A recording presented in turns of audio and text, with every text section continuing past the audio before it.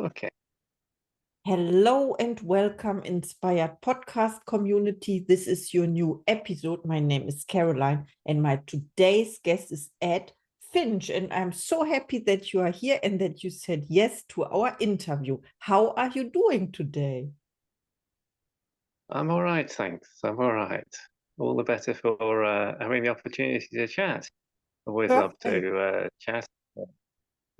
Yes, thank you so much. This is the Inspired Podcast, and I would like to introduce you to the audience. So, you are a coach to entrepreneurs, being in coaching for over 30 years and business for 40 plus years.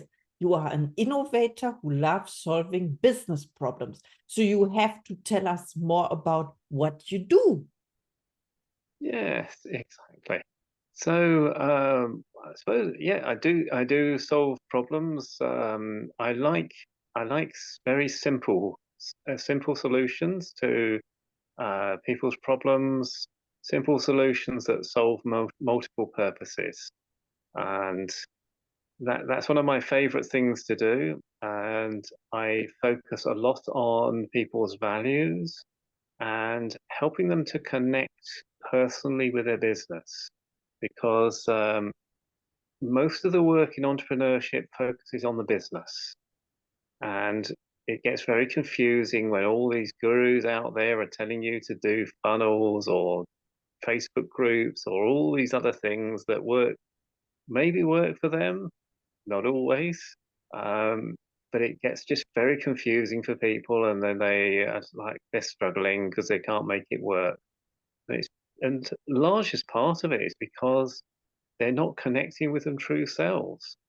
And work is a big part of your life. So help people seek inspiration from themselves and everything they've done in their lives, everything they stand for, and build that into the business so it's authentic, which is what people need these days. They need authentic. They're fed up with all the cons and scams and everything else going on. So, yes, I work with a select group of clients, and everybody else I just help by giving them lots of value and help them on their way. That's what coaching should be about, it's helping people. Wow, that sounds amazing. Thank you so much for sharing. And of course, I would like to know what inspired you to become a coach or to work as the coach. Was it a decision or how was it? How did it go?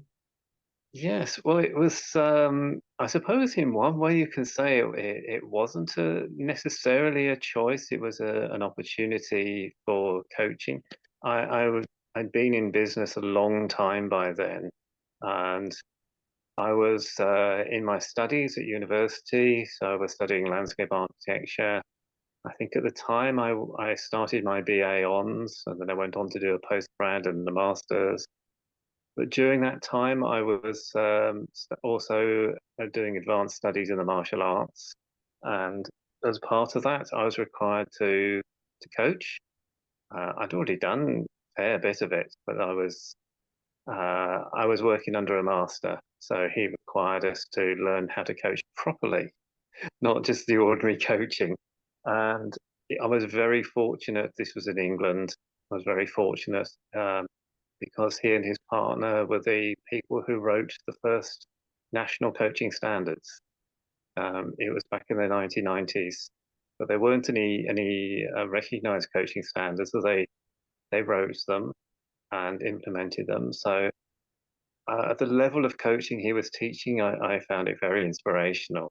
But it was very interesting to get involved in the beginnings of the nationalized coaching standards, and I was one of the guinea pigs on those standards. And one of my claims to fame is I'm actually one of the first people ever to qualify to assess other coaches against the national standards. So that helps me to see the very fundamentals of what coaching should be. I had to learn all of that from the very beginning and coach to a very, very high standard. And I just thought, I love this. I just love coaching and I love helping people. So yes, from then on, I never really looked back. It was all about helping people to achieve their best and I've done that in entrepreneurship for close on 30 years now. And yes, that's my one of my biggest passions is to helping people with solving problems and to achieve their best in entrepreneurship. Wow, that sounds great. Thank you so much. And of course, I have another question. You already talked about a mentor of yours. And my next question is, who inspires you? That means you had mentors and coaches for yourself. And who was the best coach you ever had? Well, I would say there's probably only one now. Um, my sadly my master from all those years ago, he passed away, but I still remember what he and Jill taught me all those years ago.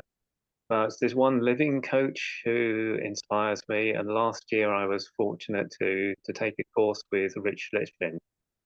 And Rich Litvin, I'd never heard of him before, but soon came to know him. He's one of these unassuming coaches, but he coaches presidential candidates, Olympic athletes, special forces operatives, basically the elite in the world. And he coaches them to extreme level. His clients, I trained as an exponential coach with Rich Litvin, trained and qualified as that level. But his top level clients, he his top level clients he coaches to be able to coach clients and charge a minimum of $100,000 for coaching. So he's at an incredible level, but he's very, very rooted. He's very, very down to earth and unassuming and approachable, has a beautiful attitude to life. So I've learned a lot from him about how to connect with people on a deeper level and to reach very much deep inside people and release their potential and to look at the world in a different way. One of the things which Litvin does, he says he doesn't change people necessarily. He changes the way they see the world, which has a huge impact. So yes, he's my biggest inspiration. Oh, I Very good. love that. Thank you so much. It's about perspective and point of view, and we can change it. And Bob Proctor said it is one of the higher mental faculties, right? The Yeah, perception. Yes, I studied Bob Proctor, and yeah, and yeah. my next question is, how do you inspire other people? Um, I I use actually one of Rich Litvin's favorite quotes. Um, well, there's two actually. One, he says you should coach around insights, which is not. So he has this attitude that when a client comes to him, the first thing he does is ask them what will make this an exceptional session, and then they tell him, and he bluntly tells them, "Well, yes, thanks for that," but he says, "But I don't believe you." He says the real problem is underneath that. So he digs deep for insights, and I truly follow that. But it was interesting that he said his best piece of advice he's ever received, and he teaches other people, was from his mother-in-law, his elderly mother-in-law. He asked her what was the one piece of advice she could give him from life, and she thought for a moment, and she said, "Listen has the same letters as silent. Listen has the same letters as silent." So he says he can have coaching. I don't personally do this, but he has coaching sessions where he says nothing at all. He just silent and just lets the other person talk, and it releases their potential. It's not my style. I have my own style, but I do take deeply the insights and the listening, and to tap into what their person needs. So, for example, I have a client which I'm jointly working with. I'm in a joint venture partnership, and we have a client at the moment where it's long term, where he came to us with his set of problems and what he wanted us to do for him, and a brief and everything else. but following the first meeting, I listened and I got the insights and I got where he was coming from. And for my input, I completely changed his business model for him based on what I was gathering, and what I could tell. And as a team, every single meeting we've had with this client, his favorite word is wow. It's, it's just wow every time because we just dig deep, and as a team we inspire each other. And yes, that's something I'm very proud of being able to do, is to help people to achieve the things they'd never even thought of, things that are deeper inside, because everybody comes with surface problems or issues. They come with things that they are front of mind, that they think are their real issues. But actually, it's underneath all that. And if you can get to there and get to what's underneath it and dig deeper, you can realize what Rich Lichfield says is exponential change. it's it's massive change. It's deeper. It lasts. It's not short term. It's not just mentoring. It's far deeper. Yes, You know, absolutely. yeah.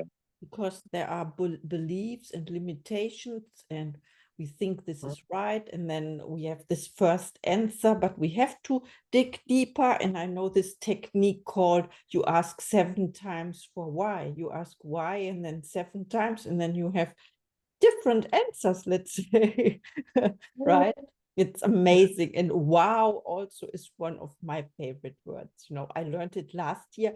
I had a mentor and she was saying this all the time. So I adapted this in my language and it makes me happier. So thank you so much for sharing. Of course, my next question is about your gifts and talents. What are your gifts and talents? I seem to have a gift and a talent for seeing the complexity and being able to simplify it, but not just one simple solution. I thrive on seeing what seems like a simple solution, creating something that seems simple, but it has multiple applications. Uh, so if I pick an example from my past, when I was a chief exec, I decided that I didn't like the idea of job descriptions, because job descriptions are very much, they have this mental block of it's not in my job description or it's out of date. So I just ripped them up and said, no more job descriptions. And I thought of something very, very simple to replace them with, developed a whole system around it, and created something that was much more holistic, much more inspirational. And yes, it seemed super simple, but and when I've very rarely had chance to coach it, but when I have, people have gone, oh, that just seems so simple, but it's so effective. And I have a talent for doing that. So I've done it many times with people, and I'm still doing it now with clients, giving them something simple. The people I work with, particularly in the joint venture partnerships and my other clients, I'm always inspiring them and sharing. I think nothing should be held back. You shouldn't, as Richard Finn rightly says, you shouldn't hold back. You should treat everybody as if they're a paying client. You should Everybody should be treated the same and should be given the same respect and the same inspiration, so that they get, whether or not they become a client, it doesn't matter. You change their lives. You literally change their lives, and that's terribly important. Wow, I love what you just said, because the two things about simplify the things, it's the simple things, and therefore they are overlooked as well, you know, but we have to explain the people because we see it, you see it, and yeah, you can change people's perspectives as well. And when you said treat everyone as your client, as someone you can help, maybe someone you can help, you don't hold back. And I love that very much, this attitude, you know, because you can help everyone. You are able, because if someone comes into your life, like me. I'm here now. We are doing this interview and it's really amazing. Thank you so much. I want to know about your goals. Do you set goals for yourself or intentions? And what is one of your goals for 2024 or 2025? Yes, well, I set two goals really for myself. One was to have some apprenticeships so that I could take on apprentices and I could train them and leave a legacy, and not clone myself, because I wouldn't want to do that. Would impose that on people. But I wanted to help train other people. I've been able to make a start on that this year. So I do have an apprentice who works with me. And the other is to really focus on, again, what do I want to leave at the end? What do I want to have achieved? So I'm doing a lot of work now with US veterans, and that brings a lot of inspiration and value to my life. And although I'm not a veteran myself, I've been welcomed by those who are and treat them with respect. And it's been, I say honestly, it's been humbling. I've been able to do something that I have achieved throughout my life. There are people who have literally said to me, and they mean this, I have saved their lives. I've saved their lives. They literally were going to be lost. They were at the point where they were going to take their life or give in, and I've given them new meaning on purpose. And that is priceless. That is totally priceless. You don't do that for money, you do that for the reward of heart and to carry that with you. And it's terribly humbling when you can do that for somebody without expecting anything in return. And yes, that's my goal, is to do more of that this year. Do more of that and help other people and put back. I'm not chasing a fortune. I'm not chasing to be super rich or anything like that. I'm not interested. And I just want to help people and live a normal life and happy life. That's my goal. Thank you so much for sharing. I have one thought. When someone comes to you and say, you saved my life, how do you deal with it? And I chose this on purpose, dealing with it. It's not like, because it can be, and this is a word I use, it's not my language, so I'm allowed. I would say it can be for some people that are not trained with that, maybe it can be embarrassing when someone comes. I use the word, there are other words, okay? So how do you deal with it when what is your attitude towards this sentence? I'm shocked and humbled, and yes, sometimes it sort of, because I'm sensitive by nature. It really sort of humbles me, and I feel, wow, yes, yes. I just want to make sure that they, for as long as I have contact with them, that they continue to do well. I feel honoured to be able to achieve that, and it's a very special moment, very special. Yeah. So you graciously accept this gift, Yeah. let's say, what you received, the honesty and the transparency of this person telling you, revealing their thoughts and what happened. Because I can tell you, I had the exact thought today because I had a moment 3 years ago where I was in that situation, and you used the word lost. So I felt lost.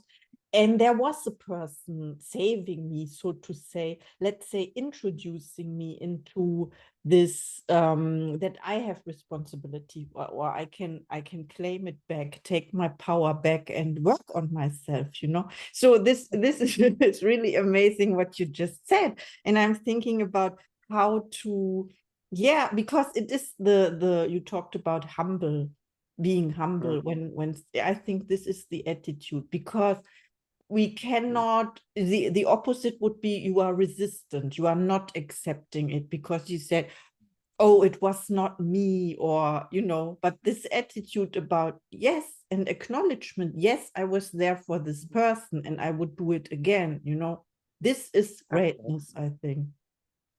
Yes, absolutely. Mhm. And yes, it sort of brings back all the things I've done in my life, and it's easy to look back and see the things you could have done better, and hindsight's a wonderful thing, but no, all the things you've ever done, whether they've worked or they haven't worked, all contribute to be who you are today and who you will be in the future. I don't regret that, and I don't want to live life with regrets, and I want to help everybody else achieve that if they can, and have their direction in life and achieve the best they can and not regret any of it. Life should be for living, and work should not be just a four-letter word that is a world of hurt. It should be a world of fun and a world of excitement, challenges, and looking for ways to make it purposeful. Work, work, work should be purposeful. Life should be purposeful. You find that, and if you can't find it, find help to find it, because it prolongs your life, and it makes it so much healthier and so much better. Yeah. Thank you so much for mentioning this word. I asked about goals, goal setting and achieving. The word purpose is, in my opinion, it is more powerful. It is the whole vision of your life. A goal is something, a dream with a deadline or something. We call it love line as well. So, and with the expiration date or something. So you have to achieve it, or you set Yeah. yourself this goal. This is very beautiful. Okay, I have one last question for you. And Yeah. this is when people reach out to you after listening to this episode, and please reach out to Ed. He's amazing. Do you have special offers or services for the Inspired podcast community? Yes, yes. If they go to my website, which is finchmodel.com, so Finch as in the bird, finchmodel.com, they can see my website there. They can see the things I do. But I have some special courses coming up, which I haven't put on the website yet. All my contact details are on there.